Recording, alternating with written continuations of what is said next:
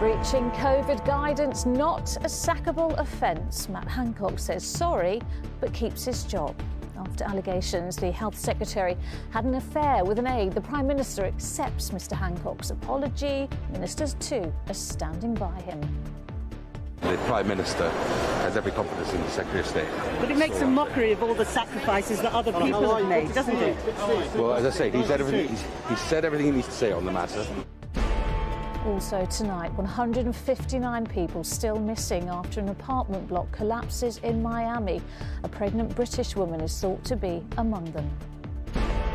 No evidence large gatherings spread COVID. A report says UK test events are a success. And can Wales keep their Euros dream alive in Amsterdam despite a lack of Welsh fans allowed?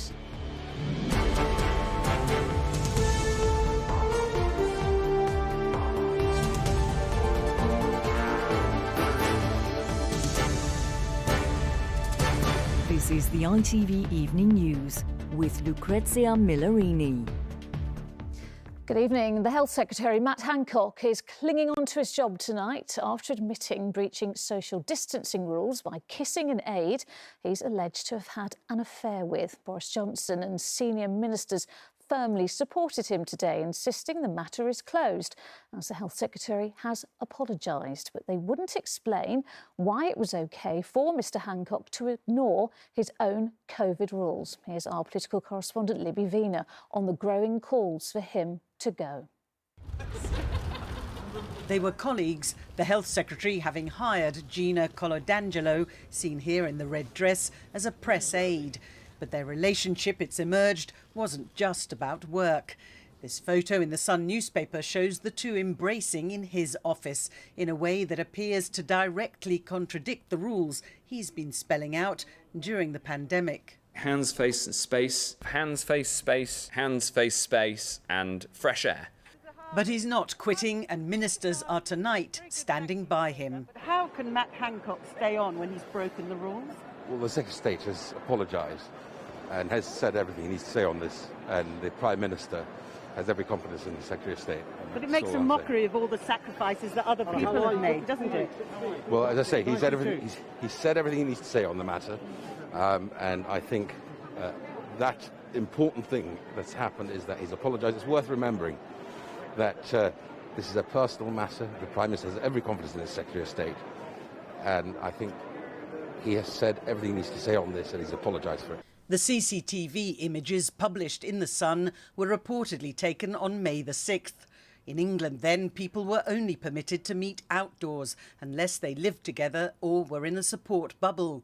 2-metre social distancing guidelines were in place. While you could meet indoors for work, socialising with work colleagues was banned. The guidelines were only relaxed on May the 17th to allow hugs and for 6 people to meet inside. Mr Hancock knew the rules, he wrote them, and earlier he did say sorry. I accept that I breached the social distancing guidance in these circumstances, he said in a statement. I have let people down and am very sorry.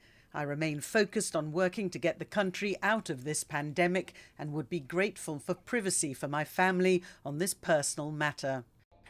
Labour say he should go. Well, the Prime Minister must act. He must remove the Health Secretary from his post. You know, that is very, very clear now. We cannot continue with this situation. His constituents aren't in a very forgiving mood either. I feel like throwing this in the bin and saying a big...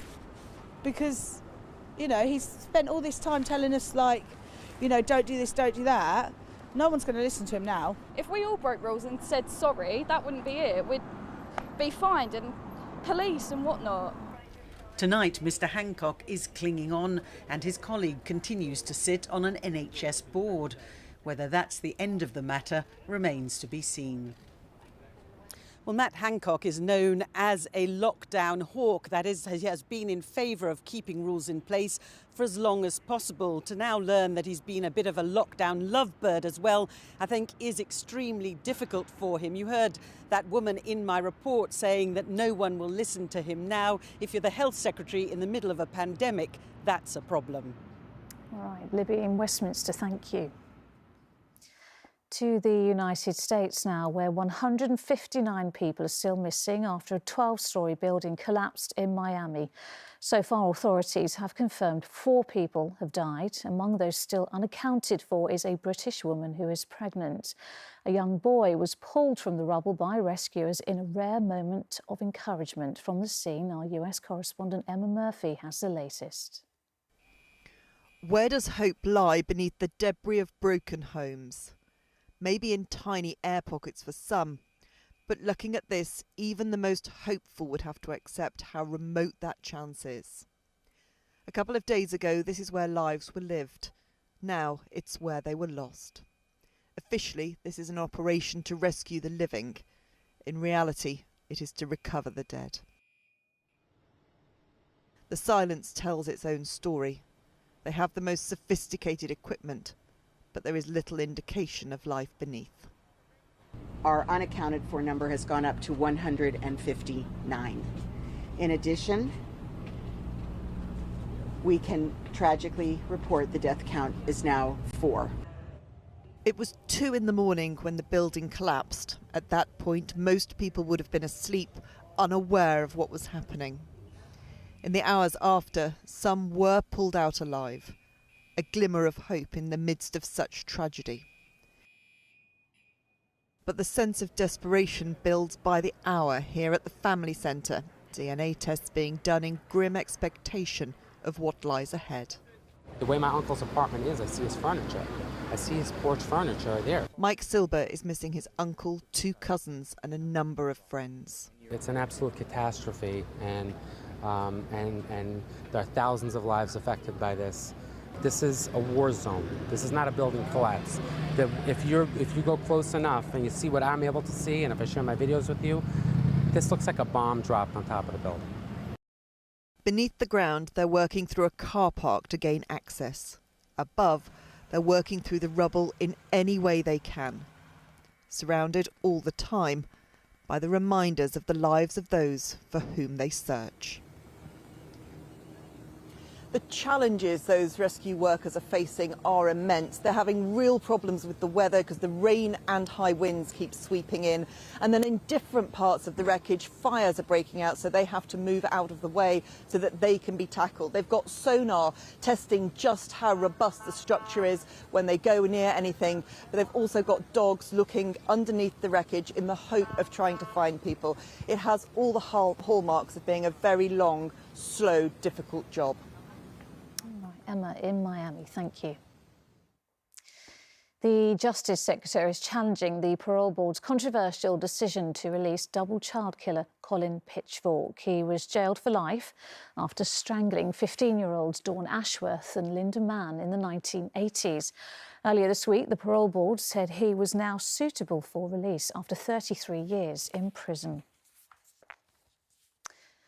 There were further worrying signs of how quickly the Delta variant of coronavirus is spreading across the UK. New data from the Office for National Statistics suggests infections are at their highest since April. Hospital admissions are also on the rise. Thankfully, the number of deaths remains low, suggesting the vaccine programme is working. There was evidence too that recent public test events didn't cause a spike in cases, as our health editor Emily Morgan reports. They were the events that would test the safety of mass gatherings, thousands of people brought together indoors and out to see if it would affect rates of COVID. At Wembley, where 30,000 watched football matches, including the FA Cup final, just 8 cases were recorded. And at the Brit Awards, not one person contracted it. In fact, just 28 did, out of 58,000 people. There's a lot of learning from phase 1. About close attention to ventilation, quick action around test results, and not going to events if you have even the slightest symptoms, a headache. But we are in a dynamic situation. Everyone's aware of the wave of the Delta variant at the moment, so caution applies. And this is why. Delta variant cases have risen by almost half in a week, 35,000 new cases, taking the total to 111,000. 117 people have now died from it. 44 of them had not been vaccinated at all. 23 had had one jab. The other 50 were fully vaccinated, but all were over the age of 50. The government today launched a massive vaccination drive, opening large walk-in centres for every adult. You get a lot of people who've had their first dose who say, well, I don't need the second dose, that'll be enough. But the Delta variant is growing in London, and you get significant additional protection from the second dose of the vaccine compared to the first dose. So if you're over 40 and you're offered that second dose, please take it. Health officials are now confident the vaccine is breaking the link between cases and hospitalisations, but some warn severe cases could still occur.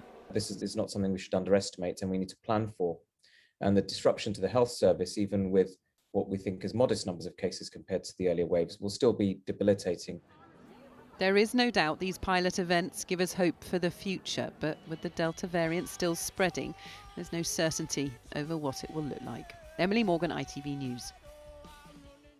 Still to come on the ITV Evening News. The Danes await the Welsh in Amsterdam for tomorrow's crucial Euros clash. And separated by the pandemic, now reunited, the couple celebrating more than 70 years of marriage. Those stories and more after the break.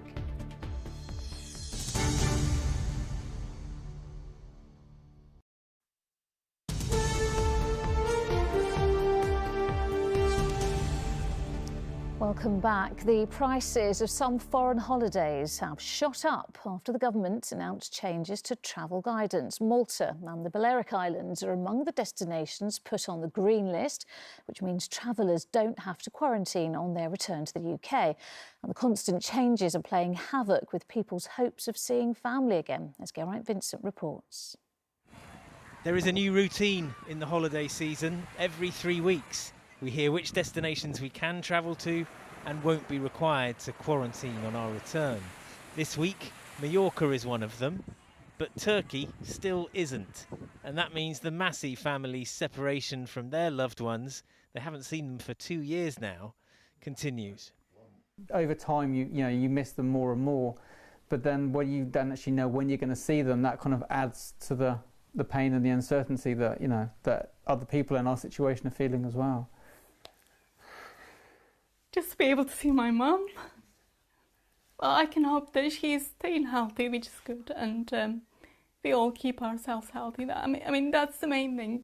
Malta, the Balearics and the Portuguese island of Madeira are among 17 destinations that will be added to the so-called green list from early on Wednesday morning. And the government has hinted at a further easing of restrictions for people who've had both vaccine doses later this summer.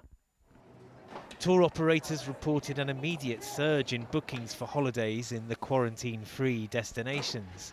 Some relief for an industry which relies on being able to plan long-term, and where many businesses are feeling bewildered at how the government decides which places get onto the green list. What we want to do is start looking at the data and start working out which destinations are most likely to be safe at that time, so we can give our clients something to think about, something to plan, and give the people in the ground something to look forward to, that some knowledge that their livelihoods are actually going to come back. But at the moment, without any clarity on how that decisions are being made, how those decisions are being made, we just can't work it out. We are still a long way from getting back to normal, but some of us will be able to enjoy a holiday abroad this summer. Insurance and flexible fares are essential though. Just because your destination is on the green list doesn't mean it'll stay there. Geraint Vincent, ITV News. And for more information on the green list and all the rules that apply if you're travelling away this summer, visit our website. That's itv.com/news.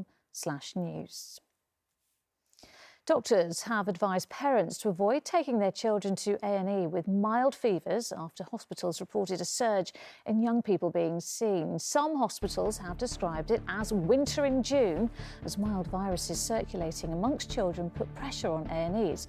Parents are urged to ring NHS 111 first if they have any concerns. The competition watchdog has opened a formal investigations into fake online reviews. It will examine whether big players such as Amazon and Google are doing enough to weed out fake reviews on their platforms. And the operators of Brighton's Palace Pier have apologised after hundreds of visitors were accidentally charged thousands of pounds to go on the rides. The pier's payment provider, WorldPay, mistakenly took an extra £2,000 from some customers' cards. It's promised to refund all the money immediately. To the Euros now, and Wales will have to face Denmark tomorrow with very few fans able to cheer them on in person. The last 16 ties taking place in Amsterdam, and the Dutch have barred non-essential travel from the UK. The few that are going are determined to make their voices heard. Lucy Watson has been following the Welsh team throughout the tournament and is in Amsterdam tonight. Lucy. Well, to get to this point, to this stage of the competition, it's meant a 6,000-mile trip across Europe for the Wales team. For the Danes, it's just been a short hop from Copenhagen of just 400 miles. That level of effort from the Welsh must continue if they're to get a win here tomorrow. The hallmarks and beauty of the Dutch capital are everywhere you turn. There is a sense of time stopping in this city. An enjoyment of the here and now in a watery wonderland. A calmness interrupted by excitement as Denmark prepares to face Wales in the knockout stages. It means everything, everything. It's the biggest moment of my football life. The Danes' journey to this stage has been an emotional one. Their captain Christian Eriksen collapsed in their opening game. The distress united the country. These fans met for the first time 12 hours ago, then drove here together. It's a very unique friendship we have all Denmark right now, also in the team and also the supporters. 5,000 Danish supporters are expected here tomorrow. Far fewer Welsh fans will be able to sing alongside them. Jamie Shipp watched the Dragons in Azerbaijan, flew to Amsterdam, but was turned away by immigration. They saw the British passport and held us in immigration for 3 hours while they did their paperwork and decided to send us home to the UK. But fans who live in Amsterdam can fly the flag for them. A lot of my friends go to a lot more Wales, don't miss a game. I feel for them, I really do. I understand why they've restricted it all, but I'm just happy I'm here. And any support will be a welcome sight for this team. They know what's against them, empty stand or not. Another big challenge, I think. Yeah, we know Denmark are a very good team, very well organised, have some great players, so yeah, obviously they won't be underestimated from us. These players have been the darlings of a European Championships before. But the Danes, the feel-good story of this tournament, could sink any hopes of Wales progressing. Lucy Watson, ITV News, Amsterdam. The Wimbledon Tennis Championships have been hit by another withdrawal after defending women's champion Simona Halep pulled out at the last minute. The Romanian had produced a stunning performance to defeat Serena Williams in the final 2 years ago. The last time the championship went ahead has been forced to miss the competition after tearing her calf muscle. And finally tonight, the elderly couple forced apart during the pandemic but who are back together for a very special occasion. To mark their 71st wedding anniversary, Monica and Fred Cobbett celebrated by renewing their vows. It was all the more poignant as last year they were on their own. They told Sangeeta Lal about their big day. Monica and Fred have been by each other's side since they were teenagers. Married in 1950, they vowed to love each other forever. As your wife, will you continue to love her, comfort her, honour and protect her, and forsaking all others, be faithful unto her as long as you both shall live? Yes. He says, I will. Very good. How different was this to your first wedding? Well, I don't know. I think this is nice. It was so different. I mean, we were so young then, really. They met after Fred served in the Royal Navy during the Second World War and have been side by side ever since. But in 2018, Fred had a stroke which affected his speech and mobility. After moving into this care home, Monica would visit 3 times a week. But that all stopped when the pandemic started. Very difficult being on my own. I've never been on my own before, so it was a lot of adjusting. Unable to celebrate their 70th anniversary last year, Monica and Fred decided to make this one count. Fred and Monica have given their consent and renewed their marriage vows to each other. And one of those celebrating their wedding again, one of their original bridesmaids, Monica's younger sister. I was 3 at the time, so now everybody knows how old I am. I think it's very lovely, and obviously the home to put this effort into it is incredible. Their day was special for so many reasons, but for Monica, one stood out: being able to hold hands with her husband and tell him she'll always love him. Sangeeta Lal, ITV News.